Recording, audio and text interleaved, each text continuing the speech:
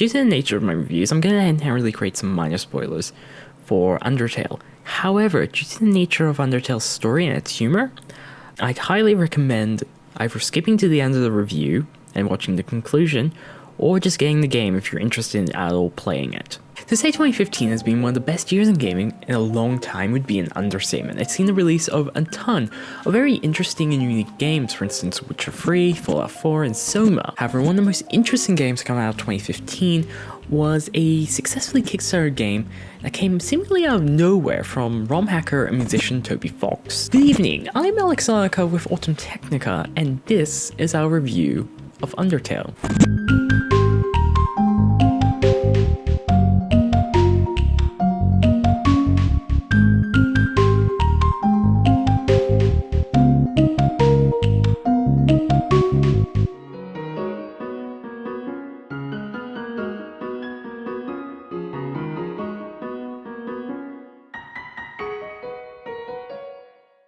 One of Undertale's major draws is its story. Set sometime after a war between humans and monsters that led to the latter escaping to the underground, our nameless, expressionless, and genderless character finds himself fallen into the ruins of the aforementioned underground, and must find out how to escape. The story can then go a couple of different ways, either a neutral, genocide, or true neutral playthrough. While the story may not seem that interesting at first, it's surprisingly engaging, and it's short enough that it doesn't actually outstay its welcome.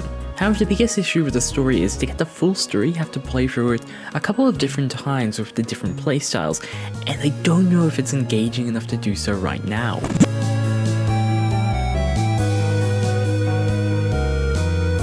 To say Undertale has a strong cast of characters would be an understatement. As mentioned, you play an unnamed child who really doesn't have much of a personality that shows up in game. It's not like they're a music protagonist, as they do say a few lines in combat. However, they aren't really shown to have much characterization besides whether they're good or bad. The other characters, however, are much better and really unique. For instance, you have Toriel, your adoptive bull mother, Sand, a comedic skeleton,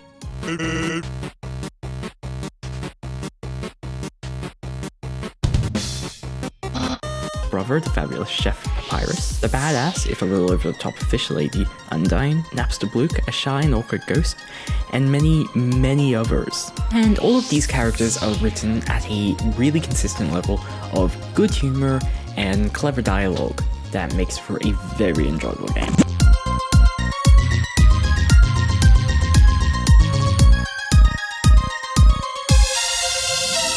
Undertale is a retro-style JRPG-esque game, which on the surface is very new. However, it does have a few interesting things that makes its gameplay very, very unique. Battles aren't a random number generated affair, but instead have a skill and timing based minigame, where hitting more towards the middle of an attack bar nets you a higher attack level. Attacks from monsters are also pretty interesting, where you're put into a sort of pseudo bullet hell game to avoid enemy attacks. The game also gives you an option to act in certain ways towards the various monsters in the game.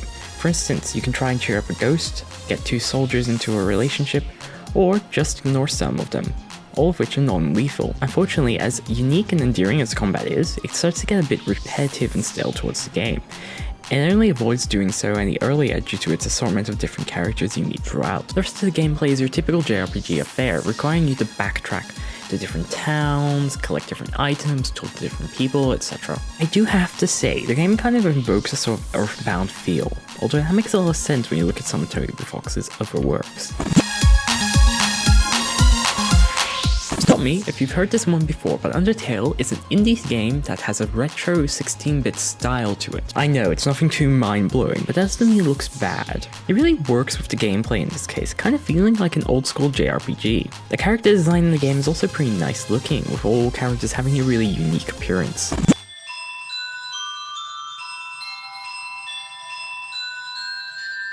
Undertale has very little when it comes to voice work. There's a couple of lines that are actually recorded here and there, but generally they're more sound effects than anything. What Undertale has got, however, is a fantastic soundtrack. While the graphics may be an 8-bit or 16-bit style, the music definitely isn't, and it really works with the game. Just listen to it.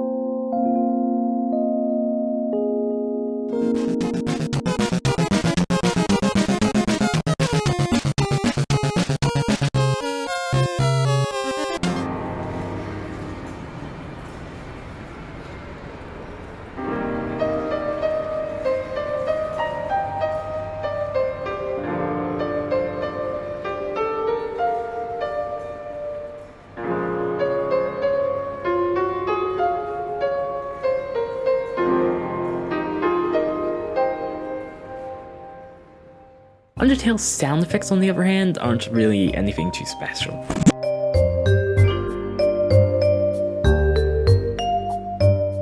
Undertale doesn't do anything that would make it necessarily the greatest game ever in my mind.